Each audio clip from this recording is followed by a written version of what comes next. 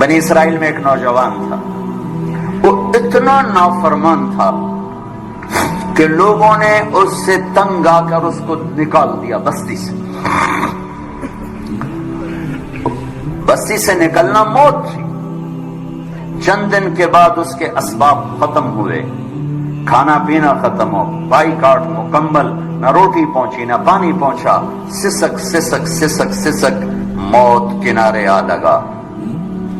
جب اس نے موت کی آہٹ کو محسوس کیا تو اس نے یوں دیکھا، کوئی ہے؟ کچھ نہیں نظر آیا۔ پھر اس نے یوں دیکھا، کوئی ہے؟ اسے کوئی نظر نہیں آیا۔ پھر اس نے بڑی ندامت سے یوں آسمان کی طرف دیکھا اور کہا اور کیا کہا، یا من لا تضرہ الذنوب ولا تنقصہ المغفرہ، اے وہ رب جو معاف کرنے سے گھٹتا نہیں اور عذاب دینے سے بڑھتا نہیں۔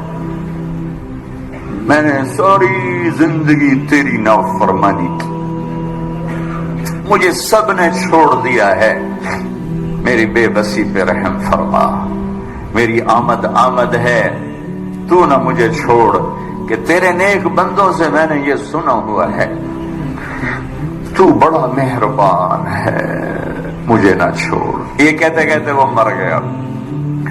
اللہ نے موسیٰ علیہ السلام سے فرمایا، موسیٰ میرا ایک یار جنگل میں مر گیا ہے، ایک یار میرا ایک دوست جنگل میں مر گیا ہے، اس کے جا کے جنازے کا انتظام کرو اور لوگوں میں اعلان کر دو جو اس کے جنازے میں شریک ہوگا آج وہ بھی بخشا جائے گا۔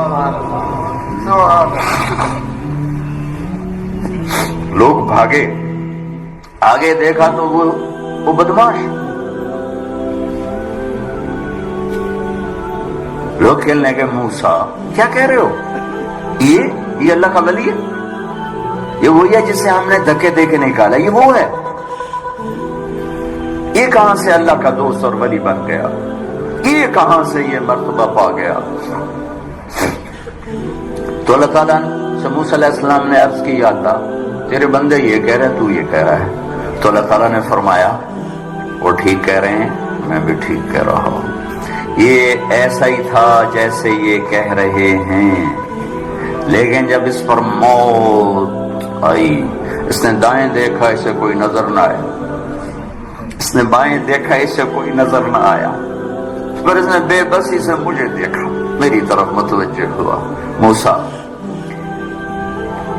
دیکھو، موت کے وقت کی توبہ قبول نہیں ہوتی، موت کے وقت کی توبہ قبول نہیں ہوتی، پر اللہ جو چاہے کر دے۔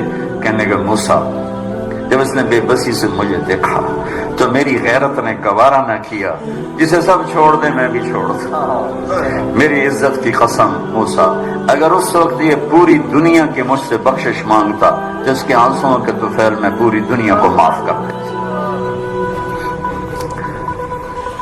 قارون جیسا مجرم زمین میں دھنس رہا تھا اور موسیٰ علیہ السلام کی منتیں کر رہا تھا، معاف کر دے معاف کر دے، اور موسیٰ علیہ السلام کہہ رہے تھے اور پکڑو، کہتا معاف کر دے، کہتے اور پکڑو۔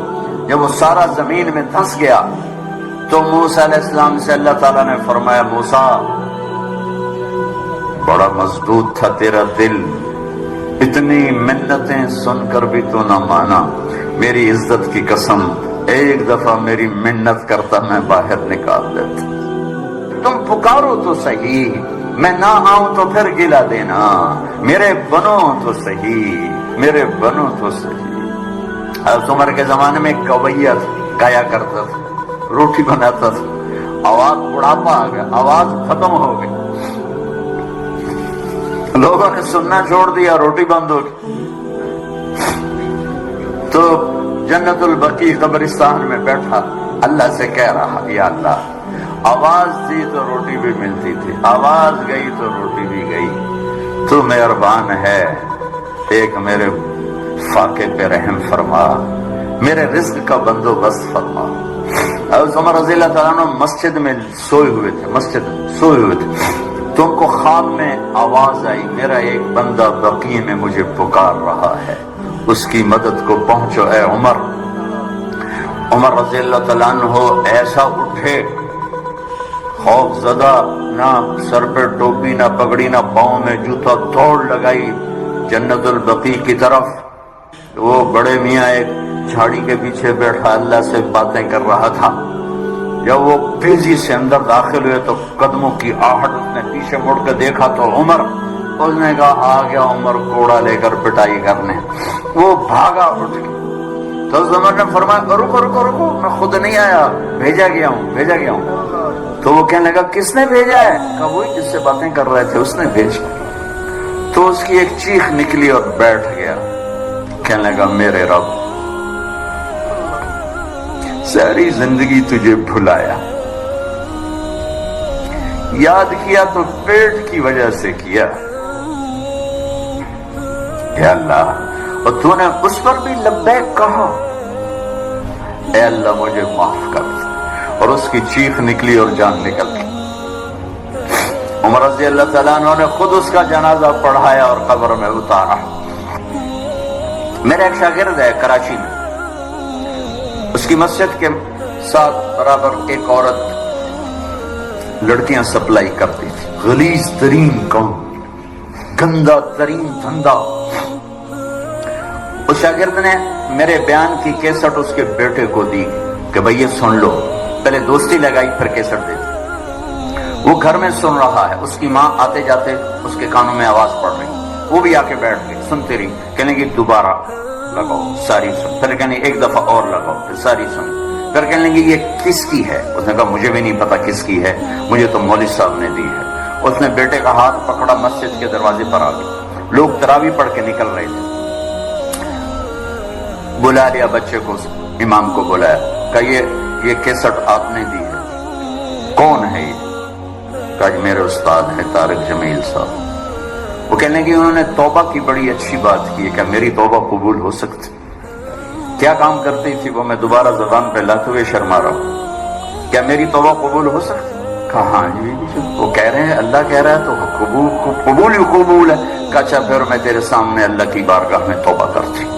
اور اگلے دن اس نے مسجد میں تراویح میں آنا شروع کر دیا۔ تراویح کے بعد جب دعا تو کہتے یا اللہ اگر میری توبہ قبول ہے تو مجھے اٹھا دے۔ ساری زندگی کام کیا کیا میں نے بتا دیا ہے، یہ 5واں روزہ ہے، اور وہ روز تراویح کے بعد کہتی یا اللہ میری توبہ قبول ہے تو مجھے اٹھا لے۔ 29ویں تراویح سجدے میں اللہ نے اٹھا لیا۔ ساری زندگی کیا کر کے گزری اور موت رابعہ بصری جیسی آئی۔ تو میرے عزیزوں، میرے بچوں، میرے بھائیوں، میری بیٹیوں، اللہ سے صلح کر لو، اللہ سے صلح کر لو، اللہ سے صلح کر لو۔ وہ ہمارا بن گیا تو من کان للہ کان اللہ لہ، ان وجدتنی وجدت کل شیء وان فتنی فاتک کل شیء وانا خیر لک من کل شیء۔ میرا بندہ میری طلب میں آ، میں ملا، سب کچھ ملا، میں نہ ملا کچھ نہ ملا۔ من تقرب تلقیتہ من بعید۔ ساری زندگی نافرمانیاں کر کے، ابے کہاں جا رہے ہو؟ یار اللہ کو منانے جا رہا ہوں۔ اور تو کہاں جا رہی؟ بڑی بھی، کہ اللہ کو منانے جا رہی ہوں۔ اب اس بڑھاپے میں تیری کون سنے گا؟ دانت تیرے نہیں، دکھتا تجھے نہیں، چلا تجھ سے نہیں جاتا، اب تیری معافی کہاں سے ہوگی؟ اب تیری کون سنے؟ وہ کیا کہہ رہا ہے؟ وہ اوپر والا کیا کہہ رہا ہے؟ من تقرب الیہ، جو میری طرف آتا ہے، جیسے سہارے سے آ رہا، میں لے چلو مسیح تیرا بنو راضی کر، میں کیا کرتا ہوں؟ تلقیتہ من بعید، میں آگے بڑھ کے اس کا استقبال کرتا ہوں۔ میں معافی مانگنے کے لیے جو آ رہا ہے میں اس کا استقبال کرتا ہوں۔